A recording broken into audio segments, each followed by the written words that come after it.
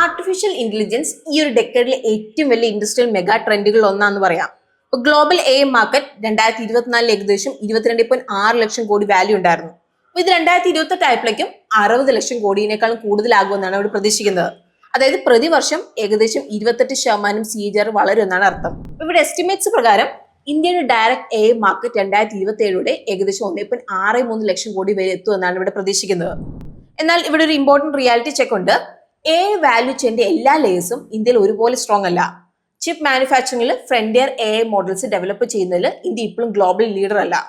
ഇന്ത്യയുടെ പ്രധാനമായ strength AI enabled services, system integration, enterprise AI adoption, vertical use കേസസിലാണ്. അപ്പൊ ഇതൊന്ന് മനസ്സിലാക്കാനായിട്ട് നമുക്ക് മൊത്തം വാല്യൂ ചെയിൻ ഒന്ന് നോക്കാം. കാരണം എ എന്നത് ChatGPT പോലെ ഒരു സോഫ്റ്റ്വെയർ ടൂൾ മാത്രമല്ല, അതിന്റെ പിന്നിൽ ഫുൾ ഇൻഡസ്ട്രിയൽ സ്റ്റാക്ക് ഇവിടെ പ്രവർത്തിക്കുന്നുണ്ട്. അപ്പൊ ഏറ്റവും താഴെയുള്ള ലെയറിൽ സെമി കണ്ടക്ടർ എക്യുപ്മെന്റ് ഉണ്ട്. ചിപ്സ് മാനുഫാക്ചർ ചെയ്യാൻ വേണ്ടി സഹായിക്കുന്ന മെഷീൻസും ടൂൾസും ആണിത്. അതിനുശേഷം എ ചിപ്സും GPUസും വരുന്നുണ്ട്. അപ്പൊ ഇവിടെ NVIDIA പോലെയുള്ള കമ്പനീസ് ആണ് ഡോമിനേറ്റ് ചെയ്യുന്നത്. അപ്പൊ ഈ ഒരു ചിപ്സിനെ യൂസബിൾ കമ്പ്യൂട്ടിംഗ് പവർ ആക്കാൻ servers, storage systems, network infrastructure എന്നിവയൊക്കെ ആവശ്യമാണ്. ഇനി അടുത്ത ലെയറിൽ ഡേറ്റാ സെന്റേഴ്സും ക്ലൗഡ് അതുപോലെ GPU ആസ് എ സർവീസും വരുന്നുണ്ട്. അപ്പൊ ഇവിടെയാണ് വർക്ക് ലോഡ്സ് ആക്ച്വലി റൺ ചെയ്യുന്നത്. അപ്പൊ ഈ ഒരു ഡേറ്റാ സെന്റർ സ്മൂത്ത് ആയിട്ട് പ്രവർത്തിക്കാൻ പവർ ഇൻഫ്രാസ്ട്രക്ചറും കൂളിംഗ് സിസ്റ്റവും വളരെ ഇമ്പോർട്ടന്റ് ആണ്.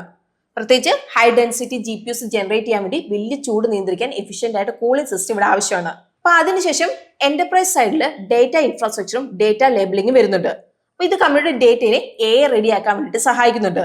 പിന്നെ മോഡൽസും സോഫ്റ്റ്വെയർ പ്ലാറ്റ്ഫോംസും വരുന്നുണ്ട്. അതിനുശേഷം ആപ്ലിക്കേഷനും എന്റർപ്രൈസ് സോഫ്റ്റ്വെയറും, അവസാനം സൈബർ സെക്യൂരിറ്റി ഗവർണൻസ് ആണ് ഉള്ളത്. അപ്പൊ ഈ ഒരു വീഡിയോയിൽ നമ്മൾ 10 ലെയർ വാല്യൂ ചെയിൻ ഫ്രെയിംവർക്ക് ഉണ്ടാക്കിയിട്ടുണ്ട്. അപ്പൊ ഇതിലൂടെ ഓപ്പർച്യൂണിറ്റീസ് എന്നത് ആപ്സ് അല്ലെങ്കിൽ മോഡൽസിൽ മാത്രമല്ല മുഴുവൻ ഇൻഡസ്ട്രിയൽ സ്റ്റാക്കിലൂടെ മനസ്സിലാക്കാൻ വേണ്ടിയിട്ട് നമുക്ക് കഴിയും. അപ്പൊ ഈ ഒരു ഫ്രെയിംവർക്ക് പ്രകാരം 2025 ഗ്ലോബൽ ലിങ്ക്ഡ് ഓപ്പർച്യൂണിറ്റി പൂൾ ഏകദേശം 92 ലക്ഷം കോടിയാണ്. പക്ഷെ ഒരു പ്രധാനമായിട്ടുള്ള ഒരു കാര്യം നിങ്ങളോട് ഓർക്കുക, ഇതൊരു സിംഗിൾ മാർക്കറ്റ് സൈസ് അല്ല. ഇതിൽ സെമി കണ്ടക്ടേഴ്സ്, ചിപ്സ്, അതുപോലെ ഡൗൺ സ്ട്രീം ലെയേഴ്സ് എല്ലാം ഉൾപ്പെടുന്നുണ്ട്. അപ്പൊ ഈ റവന്യൂ പൂളിൽ ചില ഭാഗങ്ങൾ പരസ്പരം ഓവർലാപ്പ് ചെയ്യുന്നുണ്ട്. 2030 ഈ നമ്പർ 269 ലക്ഷം കോടിയേക്കാളും കൂടുതലാകാൻ വേണ്ടി സാധ്യതയുണ്ട്.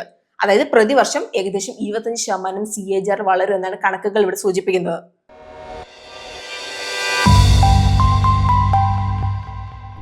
ആദ്യത്തെ layer semi conductor equipment and materials ആണ്. സിമ്പിൾ ആയിട്ട് പറഞ്ഞാൽ ഇത് പ്രീ ചിപ്പ് ലെയർ ആണ്. NVIDIA പോലുള്ള ചിപ്പ് കമ്പനീസിന് ആക്സിലറേറ്റേഴ്സ് ഉണ്ടാക്കാൻ കഴിയുന്നത് അതിന്റെ പിന്നിൽ machines, tools, etching, testing, packaging എന്നിവയുടെ മുഴുവൻ എക്കോസിസ്റ്റം ഓൾറെഡി ഉണ്ടെങ്കിൽ മാത്രമാണ്. ഇപ്പൊ semi conductor equipment and material layer മാത്രം തന്നെ ഏകദേശം 19.54 ലക്ഷം കോടി വാല്യൂ ഉണ്ട്. അപ്പൊ ഇത് മൊത്തം സ്റ്റേക്കിന്റെ ഏകദേശം 21.2%. ഇപ്പൊ 2030 ഈ ലെയർ ഗ്ലോബലി 28.56 ലക്ഷം കോടി വരെ വളരാൻ സാധ്യതയുണ്ട്. അതായത് പ്രതിവർഷം ഏകദേശം 7.9% CAGR വളരും എന്നാണ് കണക്കുകൾ ഇവിടെ സൂചിപ്പിക്കുന്നത്. ഇപ്പം എക്സാമ്പിൾ പറയുകയാണെങ്കിൽ ASML ലിതോഗ്രാഫി മെഷീൻസ് നിർമ്മിക്കുന്നുണ്ട്. അപ്പൊ ഈ ഒരു മെഷീൻസ് ഉപയോഗിച്ച് ചിപ്സിൽ വളരെ ചെറിയ ഇലക്ട്രോണിക് സർക്യൂട്ട്സ് പ്രിന്റ് ചെയ്യുന്നത്. അപ്പൊ ASML സർക്യൂട്ട്സ് ചിപ്പിൽ പ്രിന്റ് ചെയ്യാനുള്ള മെഷീൻസ് ഉണ്ടാക്കും.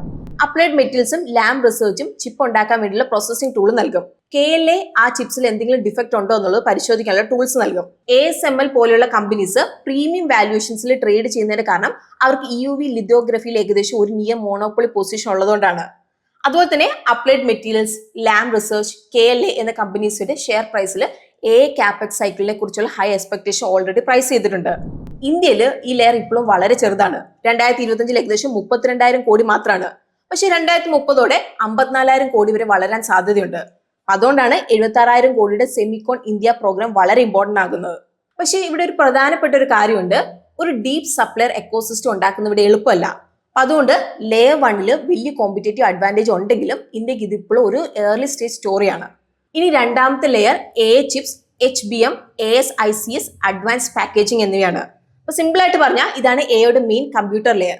അപ്പൊ മോഡൽസ് ട്രെയിൻ ചെയ്യാനും റൺ ചെയ്യാനും GPUs, custom chips, high speed memory, advance chip packaging എന്നിവ വളരെ ആവശ്യമാണ്. അപ്പൊ ഈ ഒരു ലെയറിന്റെ ഗ്ലോബൽ മാർക്കറ്റ് സൈസ് 2025 ഏകദേശം 6.7 ലക്ഷം കോടിയാണ്. അതായത് മൊത്തം 10 ലെയർ സ്റ്റേക്കിന്റെ ഏകദേശം 7.4%. പക്ഷേ ഈ ഒരു സെഗ്മെന്റ് ഗ്രോത്ത് വളരെ വേഗത്തിലാണ്. 2030 ഇത് 28 ലക്ഷം കോടി വരെ എത്തുമെന്നാണ് ഇവർ പ്രതീക്ഷിക്കുന്നത്. അതായത് പ്രതിവർഷം ഏകദേശം 33% CAGR വളരും എന്നാണ് കണക്കുകൾ ഇവിടെ സൂചിപ്പിക്കുന്നത്. അപ്പൊ ഇന്ത്യയിൽ ഈ ഒരു ലെയറിന്റെ ഇപ്പോഴത്തെ വാല്യൂ ഏകദേശം 15,000 കോടിയാണ്. അതായത് ഇന്ത്യയുടെ മൊത്തം സ്റ്റാക്കിന്റെ ഏകദേശം 5.5% ഈ ഒരു ലെയർ ആണ്. ഇനി ഈ ഒരു ടേംസ് സിമ്പിൾ ആയിട്ട് നമുക്ക് മനസ്സിലാക്കാം. GPUs എന്നത് മോഡൽ ട്രെയിൻ ചെയ്യാനും റൺ ചെയ്യാനും ആവശ്യമായ വലിയ കാൽക്കുലേഷൻ ചെയ്യുന്ന ചിപ്സ് ആണ്. ഈ ഒരു സ്പേസിൽ NVIDIയും AMDയും ഒരു പ്രധാന പ്ലേയേഴ്സ് ആണ്. ASICs എന്നത് ഒരു പ്രത്യേക AI വർക്ക് ലോഡിന് വേണ്ടി സ്പെഷ്യലി ഡിസൈൻ ചെയ്ത കസ്റ്റം ചിപ്സ് ആണ്. ബ്രോഡ്കോമിന്റെ കസ്റ്റം AI ചിപ്സും ഗൂഗിളിന്റെ TPUവും ഇതിന് നല്ലൊരു എക്സാമ്പിൾ ആണ്. ഇപ്പോൾ ഒരു ടേബിൾ നോക്കിയിട്ടുണ്ടെങ്കിൽ ഈ ഒരു സെഗ്മെന്റിൽ പ്രവർത്തിക്കുന്ന പ്രധാന കമ്പനീസും അവരുടെ മെയിൻ ഓപ്പറേഷൻസും എളുപ്പത്തിൽ നിങ്ങൾക്ക് ഇവിടെ മനസ്സിലാക്കാൻ വേണ്ടിയിട്ട് കഴിയും. NVIDIA ഇവിടെ നല്ലൊരു എക്സാമ്പിൾ ആണ്. കാരണം മാർക്കറ്റ് AIന്റെ സെൻട്രൽ ടൂൾ ബൂത്ത് ആയിട്ടാണ് ഇത് കണക്കാക്കുന്നത്. GPU intellectual property, software ecosystem, networking solution, end to end AI computing platform എന്നിവയിലൂടെ NVIDIAക്ക് ഒരു ശക്തമായ എക്കോസിസ്റ്റം അവർ നിർമ്മിച്ചിട്ടുണ്ട്. ഇതിന്റെ ഫലമായിട്ട് ഹാർഡ്വെയർ കമ്പനിയായിട്ടും NVIDIAക്ക് സോഫ്റ്റ്വെയർ കമ്പനീസിനെ പോലെ ഉയർന്ന മാർജിനും ബിസിനസ് എക്കണോമിക്സും ഇവിടെ ലഭിക്കുന്നുണ്ട്. 2026 ഫൈനാൻഷ്യലിൽ NVIDIA ഏകദേശം 18.5 ലക്ഷം കോടി റവന്യൂ റിപ്പോർട്ട് ചെയ്തിട്ടുണ്ട്. അതിന്റെ ഒപ്പം കമ്പനിയുടെ ഗ്രോസ് മാർജിൻ ഏകദേശം 71%. NVIDIA ഇപ്പൊ ഏകദേശം 32x P-യിലാണ് ട്രേഡ് ചെയ്യുന്നത്. പക്ഷെ കമ്പനിയുടെ പ്രോഫിറ്റ് ഗ്രോത്ത് വെച്ച് നോക്കുമ്പോൾ ഈ വാല്യൂഷൻ ഇപ്പോൾ സ്ട്രോങ് ആയിട്ടാണ് തോന്നുന്നത്. ബ്രോഡ്കോമും AI ബൂമിന്റെ ഒരു വലിയ ബെനിഫിഷ്യറി ആണ്. പ്രത്യേകിച്ച് കമ്പനിയുടെ കസ്റ്റം AI ചിപ്സും നെറ്റ്വർക്കിംഗ് ബിസിനസ്സും ആണ് ഈ ഒരു വളർച്ചയുടെ പ്രധാന കാരണം. Q2 FY26 ബ്രോഡ്കോമിന്റെ AI semi conductor revenue $10.8 billion ആയിരുന്നു. അതായത് ഇയർ ഓവർ ഇയർ 143% ഗ്രോത്ത്. അതുപോലെ Q3 കമ്പനി ഏകദേശം $16 billion AI semi conductor revenue ആണ് പ്രതീക്ഷിക്കുന്നത്. ഇനിയിപ്പോൾ നമ്മൾ ഇന്ത്യനെ പറ്റി നമ്മൾ സംസാരിക്കുകയാണെങ്കിൽ NVIDIA പോലൊരു ഡയറക്ട് ഇക്വലന്റ് കമ്പനി ഇപ്പോൾ ഇന്ത്യയിലില്ല.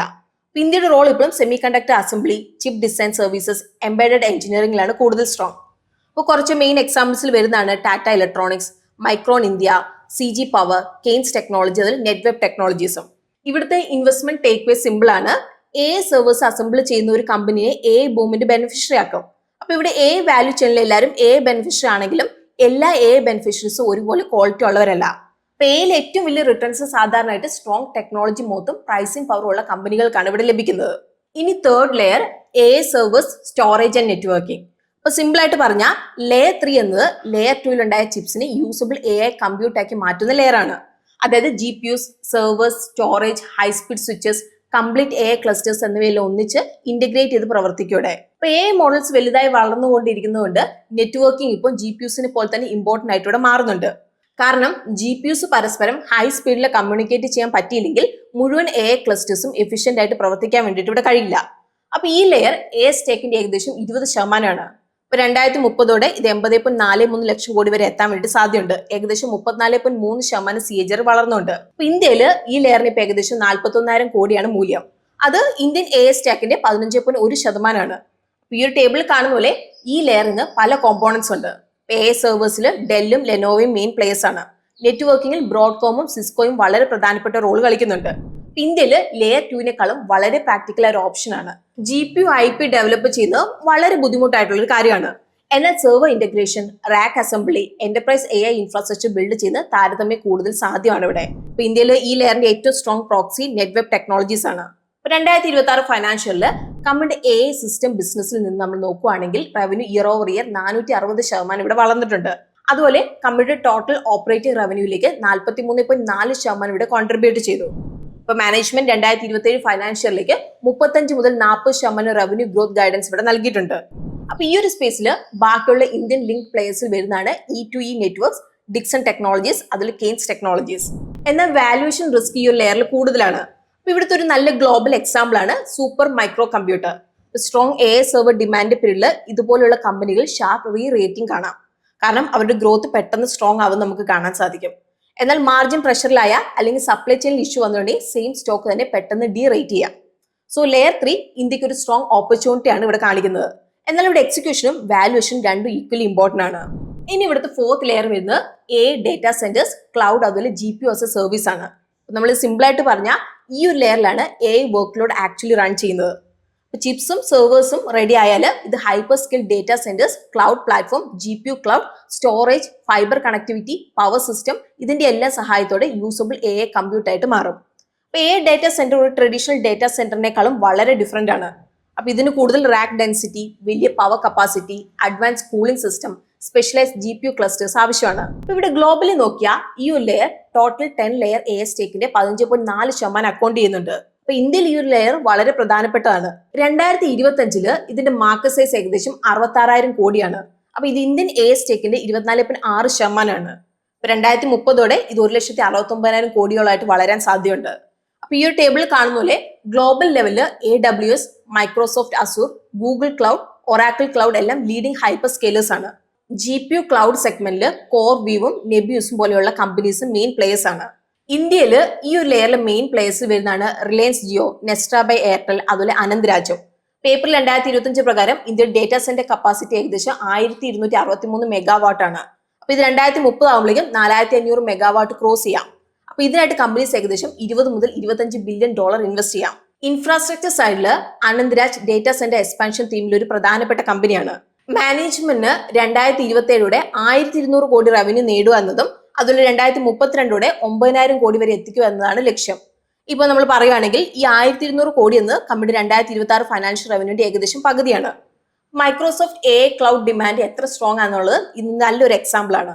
ഇപ്പൊ Q3 FY26 company business annual revenue run rate $37 billion. അപ്പൊ ഇത് ഇയർ ഓവർ ഇയർ 123% കൂടുതലാണ്. ഇന്ത്യയിൽ വാല്യൂഷൻ പെർസ്പെക്റ്റീവില് അനന്ത് ഇൻട്രസ്റ്റിംഗ് ആയിട്ടാണ് ഇവിടെ കാണുന്നത്. 34x PE അടുത്താണ് ട്രേഡ് ചെയ്യുന്നത്.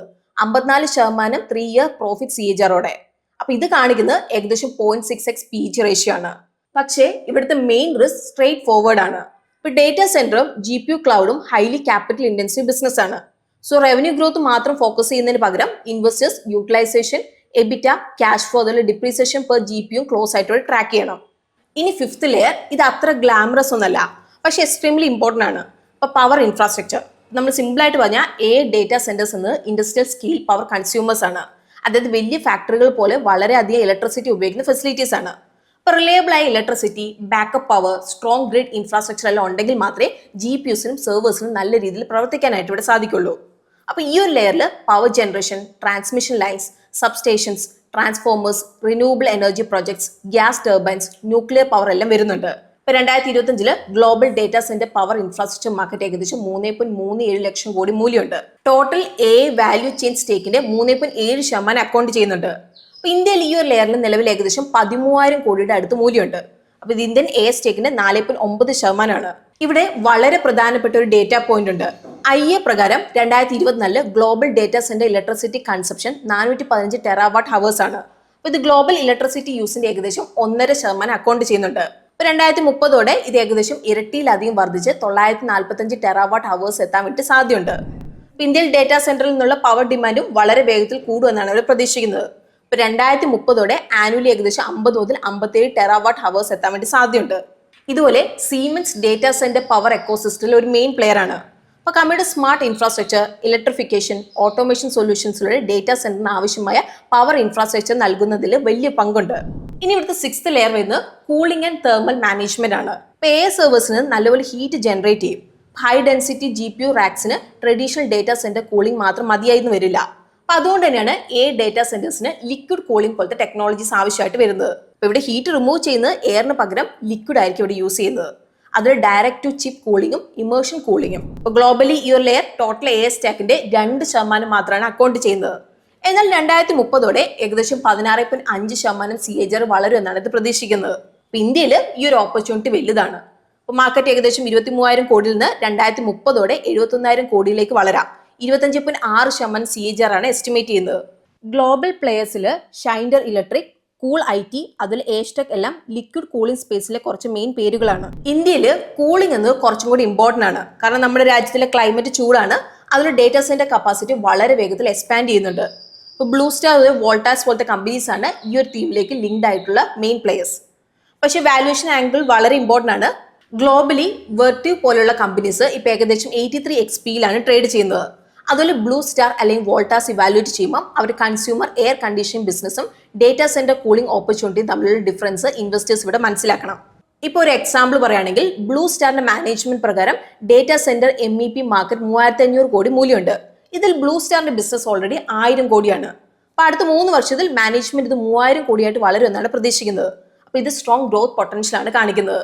എന്നാൽ ഇവിടെ ശ്രദ്ധിക്കേണ്ട ഒരു പോയിന്റ് ഉണ്ട്. ബ്ലൂ സ്റ്റാർ ഇന്ത്യയുടെ സ്വന്തം കൂളിംഗ് എക്യുപ്മെന്റ് ഇപ്പൊ അവരുടെ ഡേറ്റാ സെന്റർ MEP ബിസിനസ്സിൽ വളരെ ചെറിയ ഭാഗം മാത്രമാണ്. ഇപ്പൊ മിക്ക കൂളിംഗ് എക്യുപ്മെന്റും ഡേറ്റാ സെന്റർ ഓപ്പറേറ്റേഴ്സ് തന്നെ വേറെ വെൻഡേഴ്സിൽ സെപ്പറേറ്റ് വാങ്ങുകയാണ് ചെയ്യുന്നത്. എന്നാൽ ബ്ലൂ സ്റ്റാർ ഇപ്പം തന്നെ ഒരു complete cooling product portfolio build ചെയ്യുന്ന സ്റ്റേജിലാണ്. ഇനി 7th layer data infrastructure, labelling, അതുപോലെ മെഷീൻ ലേണിംഗ് ഓപ്പറേഷൻസ് ആണ്. ഇപ്പൊ എയുടെ ലോകത്ത് ഒരു സിമ്പിൾ റൂൾ ഉണ്ട്, garbage data in garbage A out. അപ്പോൾ ഒരു എ മോഡൽ എത്ര പവർഫുൾ ആയാലും ഒരു കമ്പനി ഡേറ്റ മെസ്സി ആയിരിക്കോ അല്ലെങ്കിൽ പലയിടങ്ങളിൽ സ്കാറ്റേഡ് ആയിട്ട് ഇരിക്കുകയോ ചെയ്തിട്ടുണ്ടെങ്കിൽ എ ഏജൻസിന് യൂസ്ഫുൾ ഔട്ട്പുട്ട്സ് ജനറേറ്റ് ചെയ്യാൻ വേണ്ടിയിട്ട് ഇവിടെ കഴിയില്ല.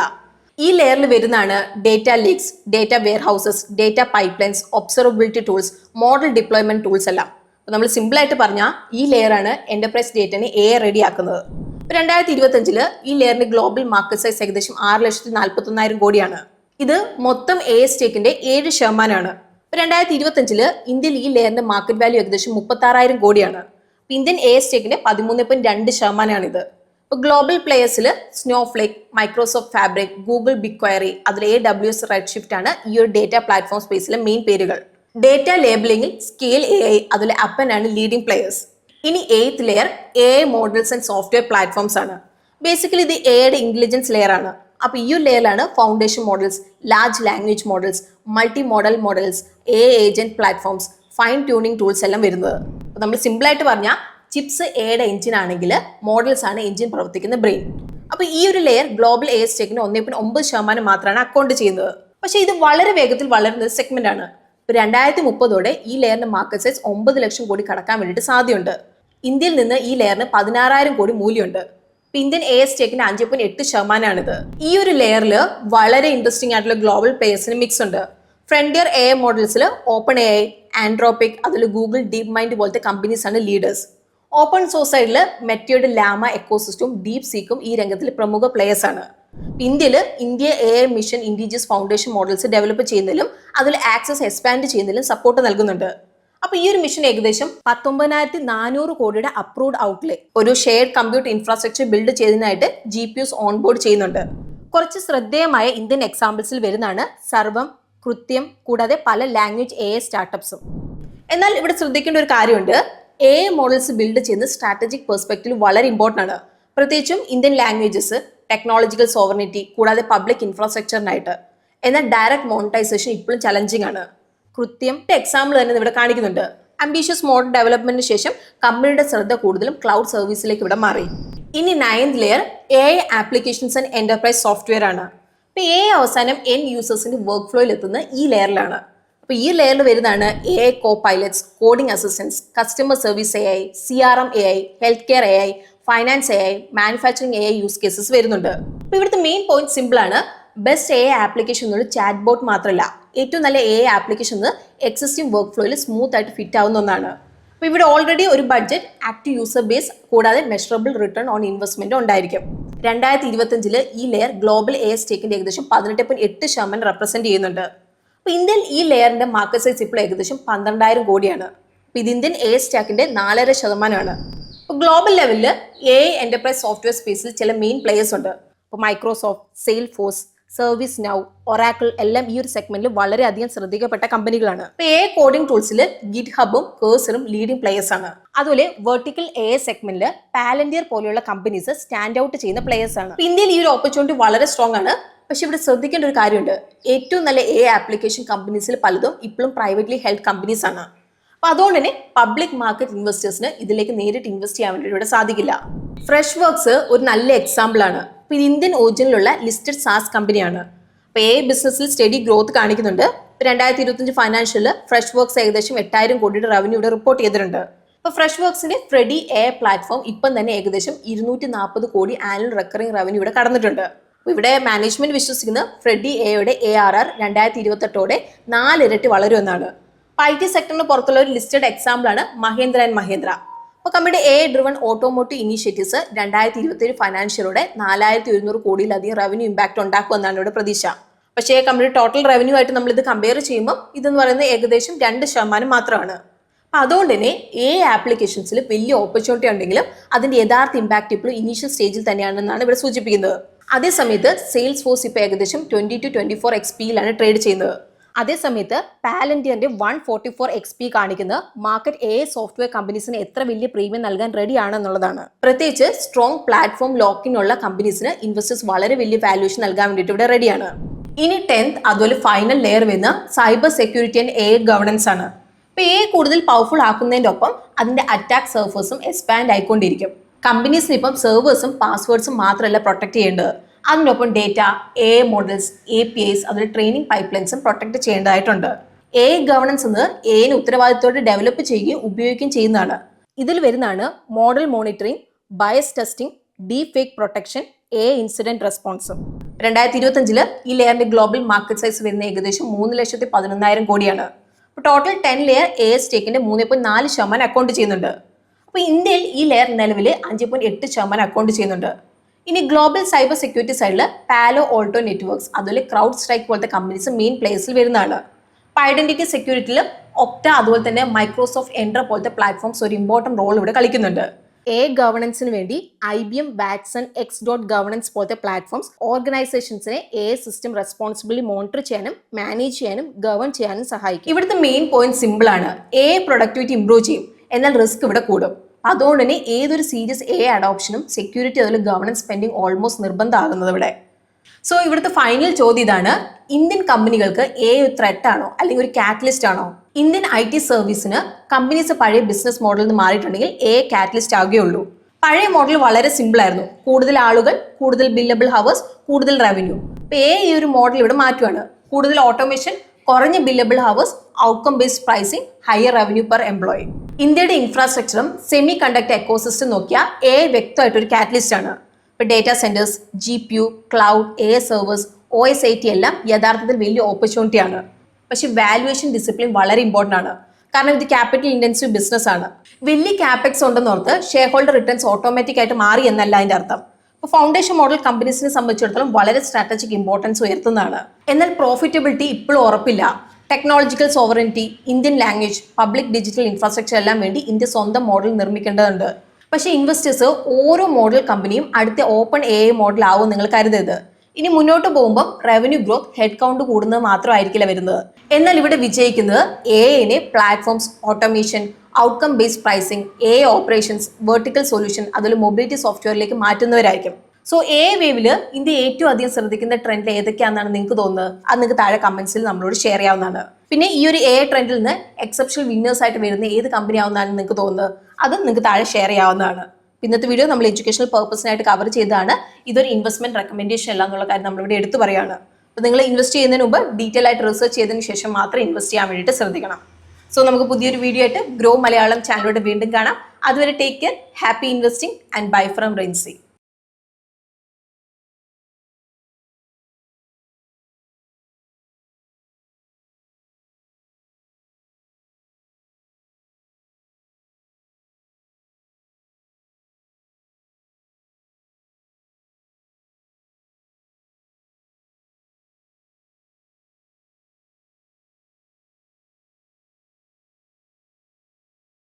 Investment in securities market are subject to market risks. Read all the related documents carefully before investing. Please read the risk disclosure documents carefully before investing in equity shares, derivatives, mutual fund, and or other instruments traded on the stock exchanges.